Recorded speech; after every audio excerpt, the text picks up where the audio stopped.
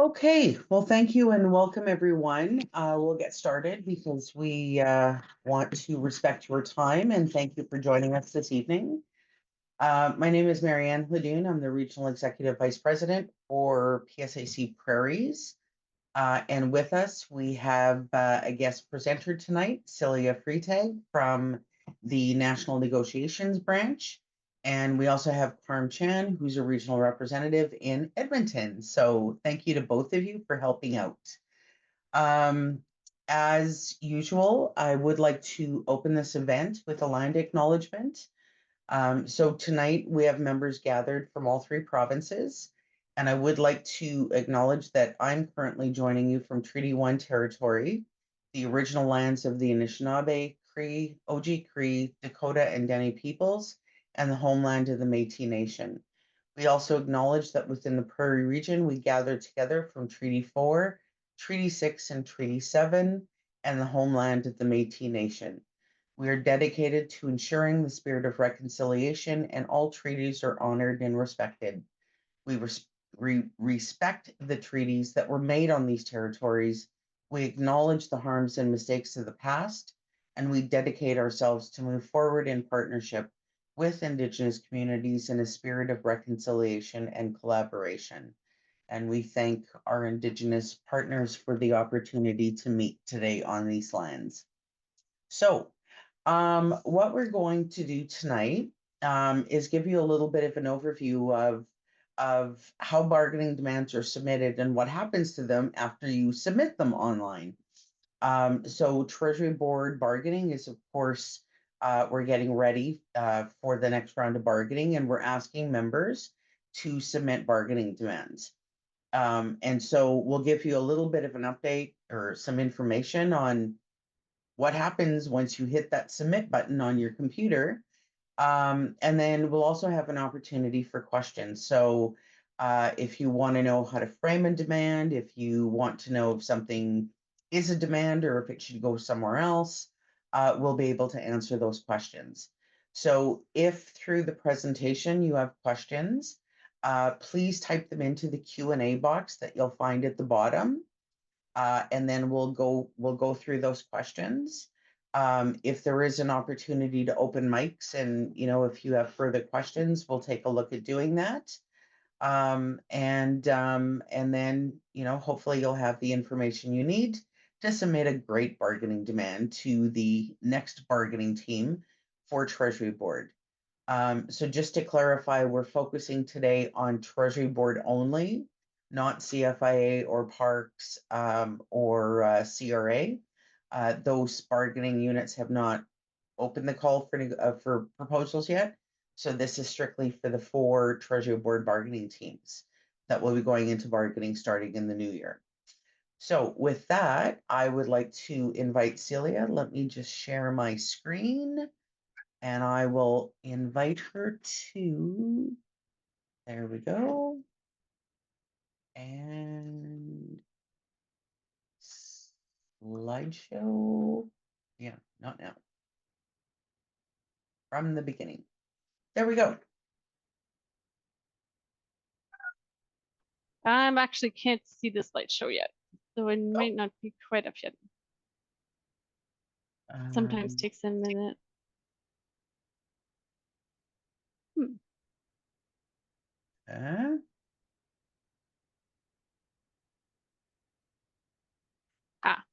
There we go. Is that working now? Yep. Thank you. That was on me. That was technology. So I'm having a technology day, so I appreciate it. Thank you very much. Thank you for the warm notes. I appreciate it, Marianne. My name is Celia Freitag. I'm a research officer with PSAC, and I'm excited to be here today. Bargaining input time is one of my favorite things. During this town hall, my job will be to describe how to write bargaining demand that's good. So hopefully by the end, you'll have a better sense of how to provide your input for this upcoming round of bargaining. And with that, let's jump in. Let's do it. Okay, so first we'll walk through the whole process for the bargaining input process, and hopefully we'll demystify it a bit. It can be a little bit of a black box, and we'll try to look after that. We'll talk about what makes a good bargaining demand, and that's the really important part of this session. So we'll spend some time talking about it, and then we'll look at a few examples of demands, and hopefully there's time to ask questions and answer questions. All right, so let's look at the next slide.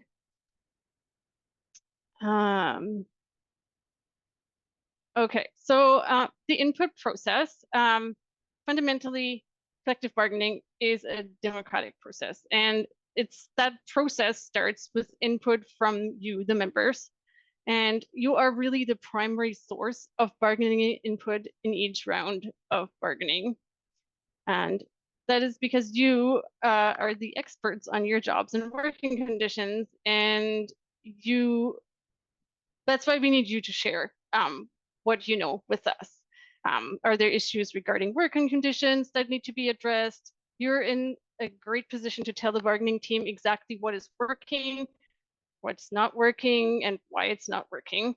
And the bargaining team needs that input so that when they go to the bargaining table, they know what they're really fighting for, and they will know that what they're fighting for reflects the will of the membership.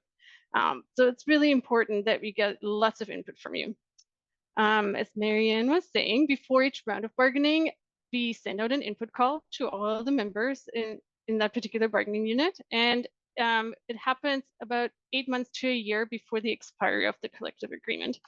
For Treasury Board units, that input call went out in May 2024, so a few months ago. And the window to submit bargaining input, it closes on November 15th. So you do have some time to think about your potential proposals, but please make sure you do submit them online by that date and write it down on your calendar.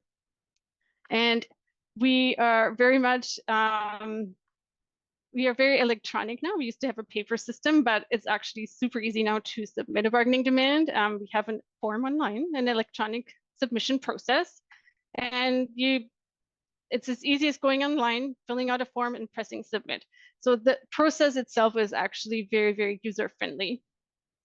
So after we get lots of these submissions and after the November 15th, the next thing that happens is that the input, all the bargaining input is sorted by component. And so everything gets sent to the components as after it's sorted. Once at the component, at the appropriate one, and they get the input, then they look at it, they review it, they filter it and translate it, and then they send it back to PSAC as a big package.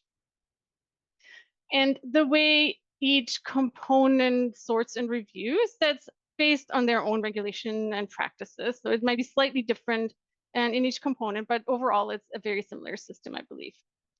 At that point, when everything is with the component, they really scrutinize what the input is. They want to make sure that it's consistent with union principles. They look at it with an equity lens. And after doing that, they will forward it to us to negotiations. Interestingly, when the same proposal is submitted by a few or even a lot of members, the components let us know. So they'll write us a note and they let us know that a lot of or a few members submitted a particular proposal. So I do encourage that. If you want to get your colleagues to submit the same proposal, that is absolutely something you can do.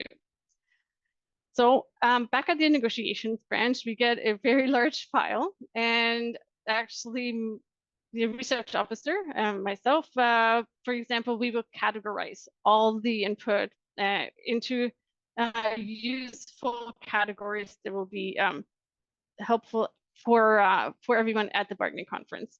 After I go through that process, I send it off to the assigned negotiator, and then they review it again. So we have a quality control there. The reason that we put everything into categories or themes or issues is that at the bargaining conference, the delegates, they discuss the topics thematically, and then they can see if there's commonalities or conflicting ideas of what the demands should be. So it's packaged very nicely into a booklet of demands, and that is what the delegates see. And it's actually usually quite a big booklet, and it takes them quite some time to work through it. So your input is really the basis of much of the discussion at the conference, at the bargaining conference. The delegates who are elected by you, the members, they discuss and prioritize the demands. And then also, of course, at the bargaining conference, they will elect the bargaining teams. So it's I enjoy bargaining conferences. They're always very exciting. And so you can see your input really how it starts from you pressing the submit button to where it lands in the booklet. It's very important. The very important step is that you actually do submit it. And so that's why we're here today, to help you do that. And your demands are what's going to go to the table, and your bargaining team will fight for those. So, hopefully that looks after the process a little bit, and we'll talk about the what makes a good demand and what makes a not so good demand for the next few slides. So we will talk about the good demand and what features make it good, but also what is not so good. So what are some of the things that will lead a bargaining demand to be filtered out before it even goes to the bargaining conference into that big book? It could be something that also makes it there, but then it doesn't get a lot of attention. So it really is advisable that you that some thought is put into the demand before it's submitted. I was asked to mention something that is sometimes called a unicorn demand. And a unicorn demand is kind of like, it's something, a proposal that asks for everything, the sun, moon, and stars, and generally beyond the realm of reason and possibility in bargaining. And we don't get a lot of them, but they do come up. And if they're deemed outlandish or unattainable, they're not going to make it through the whole process and to the booklet or the bargaining table. For weak demands, there's other ones that are not so hot. The first kind is a type of demand that pertains to the enforcement of its existing language. And basically what happens, there is language that is weak, and then members do have problems, and those cannot be addressed with the existing language. That's a different story that needs to be fixed. And we can talk about that in a minute, but often weak proposals happen when there is existing language and it's actually pretty solid and strong, but things still aren't working for members. And oftentimes it is because there's not enough enforcement of the current provisions. And sometimes there's this idea, if you only improve the language, then everything would be fine. But we have to remember that the language itself doesn't have the power. It does give you the power as members, though, and as the union, to enforce the conditions described in it. The language itself won't do it. It does need to be enforced. So even if you improve the language, if it doesn't get enforced, somehow nothing will really change. So sometimes there's no need to change something in the collective agreement, but maybe it's something, a problem needs to be grieved instead. So there's that category. We also have illegal demands, and I'm going to put illegal in quotes because it sounds terrible. It's actually a fairly short list of that type of demand. They're interesting and always kind of tricky. So for example, we have classification. We know classification continues to be a massive mess. Unfortunately, we don't have the right to negotiate classifications under the law. And instead, we tend to focus on negotiating wage adjustments and getting occupational group structure reviews and that sort of thing. We can also improve grievance rights for classification issues. Another thing is pensions and benefits. They cannot be negotiated at the bargaining table. They will get sorted out from the input. Dental and health benefits and anything national joint council related demands, for example, like bilingual bonus, travel expenses, they're negotiated in a separate process and not at the bargaining table. So they will also get filtered out. Demands that are not supported by evidence. And basically you're talking about an anecdote of something that's not working versus evidence that there's a problem. When at the bargaining table, the bargaining team bases arguments on evidence. And if there's no evidence, to support a demand, it's not going to get very far, either at the bargaining conference when the delegates are talking about the different proposals, or at the bargaining table should the bargaining team decide to take on the demand. Sometimes this could be a demand for an issue that someone feels that may occur hypothetically at some point in the future, possibly, but it actually has never occurred yet. And obviously for that sort of thing, there would be no evidence for that demand. Another type of not so hot demand is the type that's written not very clearly. Something that's written clearly and supported by evidence is going to get much more attention at the bargaining conference or by the component or the bargaining team than something where the reader has difficulty comprehending what's being said because it's not stated clearly. And like I was saying, there's a lot of bargaining input, which is great. And there's only limited time to work through all the demands at the bargaining conference. And the delegates, they're from all kinds of department and positions, and they don't necessarily have the experience or working conditions that the person has who submitted it, and they just don't have the insight. So it's very, very important to describe the rationale and what the experience is, more information about why the demand is submitted, any useful information that would help the person reading it to understand it is very, very important. Let them know why it's important, this issue, and describe the problems. Maybe you can throw in an anecdote. We would prefer evidence though, but sometimes anecdotes do help. So every member of the bargaining unit can submit demands, but not everybody can be at the bargaining conference. So if you do have a proposal and it has evidence, comparators, and so on, included with the rationale and demands, it really, really helps the delegates and team understand what you're asking and why it's important. So let's look at the strong demand instead. Those were the not so good ones. So strong demands. Your delegates at the bargaining conference, they want demands that are grounded in the overarching principles of trade unionism, first of all. They want demands that are fair. They want demands that they're looking at demands with an equity lens. They're looking for demands that bring us together and unify us rather than divide us. And when submitting your demand, you can ask yourself, is it fair? Does it promote equity and solidarity? And that kind of demand also attracts the attention and it generates lots of discussion amongst the delegates at the conference. And they are also prioritizing everything. So it's a very good idea to really try to apply that lens before you press the button. There are other strong demands that are rooted in workplace problems and member needs.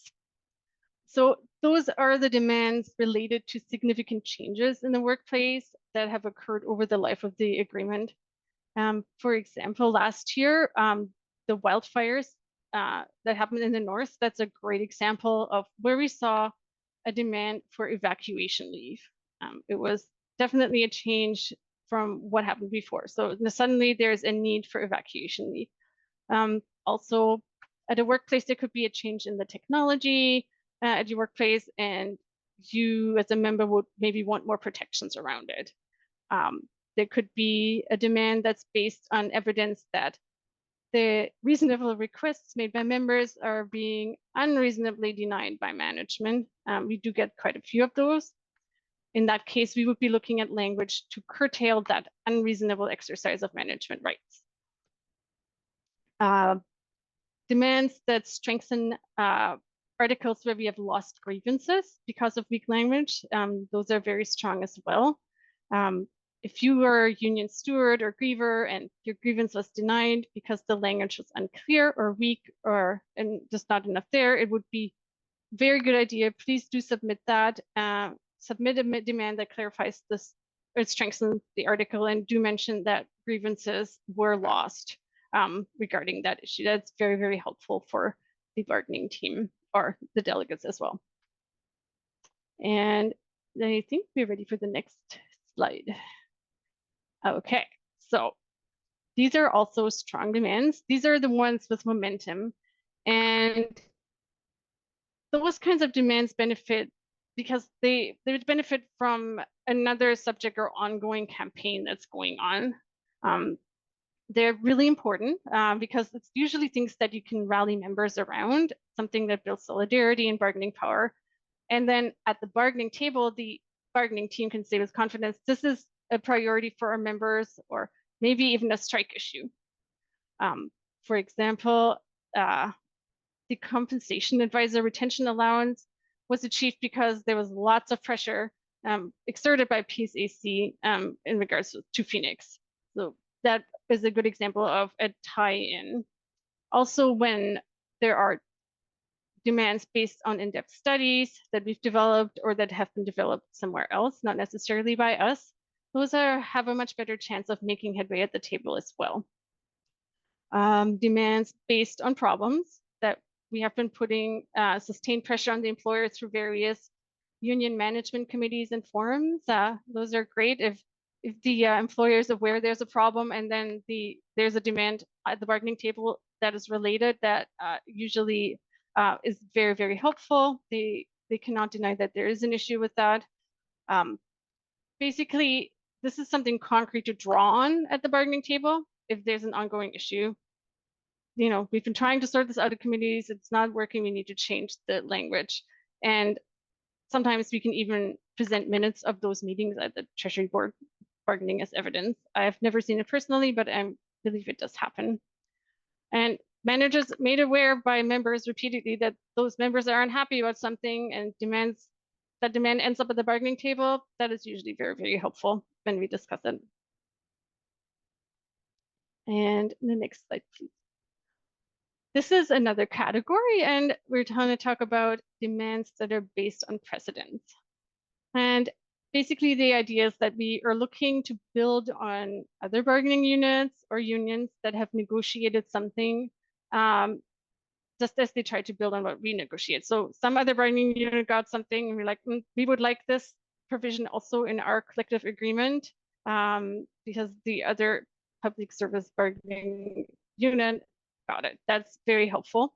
And we can also make good arguments for parity with bargaining units, with other bargaining units. Parity argument always works quite well. And those are just some examples of consideration and what makes for a strong bargaining proposal. Keep in mind that changes in the collective agreement often happen incrementally. We don't often get the breakthrough, the big breakthrough we want right off the bat. But getting a foot in the door in the first round on an issue and then building on it in subsequent rounds helps us make really good gains as we go further in the next round, and we just keep on building on the first demand. And now we're going to talk about the practical part a little bit. The demand format when you submit is actually pretty easy. There's really only two big parts to it. There's the demand and there's the rationale. So that's actually what ends up in the booklet that the bargaining, the delegates see. They have demand, rationale. Both are very important. You don't just put one of them. So for the demand, I'm going to say again, it's very important that it's very clear. Importance of clarity. Try to take some time to write up the demand so that if someone sees it for the first time, they understand it. If you have a very complex demand, even more important that there's clarity. The more complex, the more clarity, please. If at all possible, if it's a particular article that you're interested in, that you're asking for a revision, let the reader know what the article is. If you know, hopefully you do. And referring to the article for the demand, whichever everyone it relates to, it's really helpful for the delegates, for the bargaining team, the negotiator later, helps them understand what the demand is, how to address it, where the context is in the collective agreement. You don't have to write any contract language. Just write it down in plain language, that's fine. We have the expertise in the negotiation section. We have people for that. they will write the language, and then the bargaining team reviews it, discusses it, maybe changes it up a bit as necessary. And it's really, I want to emphasize it's a very careful process. Before anything goes to the bargaining table, it's discussed a lot. There's a lot of quality control built into the process. So no need to write up the contract language. That is definitely looked after. The second part, the rationale, and as a research officer, I'm very interested in that. Often, the reason for that is often we write a pick brief eventually, and the rationale becomes very important for that, for me personally, so I always like to see them. Basically, the rationale, the idea is that you let the person know what the principle is behind the demand. Why are you trying to achieve something with it? What's the problem that needs to be solved? So you want to describe the problem and give enough background to provide the context. Why do you think the demand is needed? What problem is going to be solved, hopefully? Do you know how many members are affected? Is it across the country?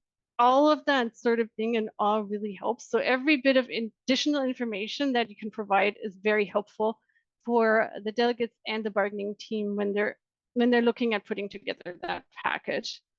Again, if at all possible, if it is possible to have any kind of evidence to support the demand, let us know. You can also let us know how we might go about finding more evidence ourselves. You can point us in the right direction. You could say, oh, I know there's comparators at some whatever other collective agreement. Let us know. Or, maybe there are comparators that are doing better in the private sector at company XYZ. Let us know. We're going to go try to find that information and find more detail, but it helps to kind of get pointed in the right direction. So even if you don't have the evidence yourself, sometimes you can help us find it. Now, it's very much appreciated and encouraged. And the next slide, please. Oh, we already went through that in a different order. My bad. I guess I did have it. There you go. Okay, perfect. Thank you. Examples. The fun part. We're going to look at a couple. So if you look at it here, we have a demand on the left and a rationale. That's exactly what it looks like in the booklet at the bargaining conference. The demand itself is not the greatest. You can see it's 2 words, bankable overtime. The rationale, there's no detail otherwise. It's not a great or strong demand because first of all, we already have it in the collective agreements. No detail, just bargaining, bankable overtime. There's no detail if there's something broken with it. Could be an issue with how the employer is applying the current provisions. In that case, we should be grieving it. If you have a demand like that, there's a good chance it could get overlooked at the bargaining conference. There's just not enough information for a team or a delegate to go on to even talk about. They have no idea what's going on. To improve it, that kind of demand, it would help if there are examples or details. For example, how much overtime is being worked, or if the employer never allows comp time to be banked, did they put caps on the bank? But right now, with what's given there, we don't really know what the issue is. The language to bank is in the agreement, and there isn't enough new information in that demand. So not a great one. And we have a few more, I think. Here we go. So this demand is asking for a 4-day work week based on productivity and more automation, as well as more autonomy and democratization of the pension plan. So quite a lot in this one is the opposite. The proposals sound pretty good, but it's not the strongest demand either.